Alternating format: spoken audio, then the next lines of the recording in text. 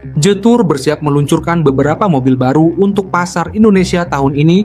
2 diantaranya merupakan mobil listrik X60e dan SUV boxy T2, calon penantang Chery, J6, Suzuki Jimny, hingga baik BJ40.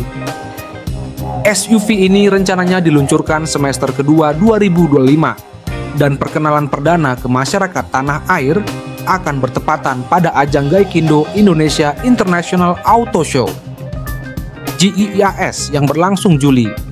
Jetour akan memulai uji jalan T2 di Indonesia.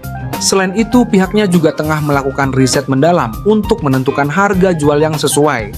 Untuk harga, pihak perusahaan masih terus melakukan riset supaya bisa memberikan harga yang kompetitif untuk konsumen Indonesia. Jetour T2 merupakan SUV dengan kemampuan off-road yang memiliki 2 opsi mesin, yakni 1.900 cc turbo dan 2.000 cc turbo.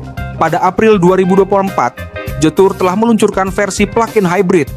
Mobil ini juga dilengkapi sejumlah fitur seperti LDW, Lane Departure Warning LKA, Lane Keeping Assist, AEB, Advanced Emergency Braking, FCW Low Forward Collision Warning, dan RCW Rear Collision Warning. Perusahaan selalu berkomitmen menyuguhkan banyak jenis kendaraan mulai dari model konvensional sampai dengan elektrifikasi. Untuk hybrid atau bukan ditunggu saja, tapi seperti yang pernah diinfokan, Jetour itu mempunyai roadmap, ICE, PHEV, dan juga kita sudah lengkapi dengan line up EV.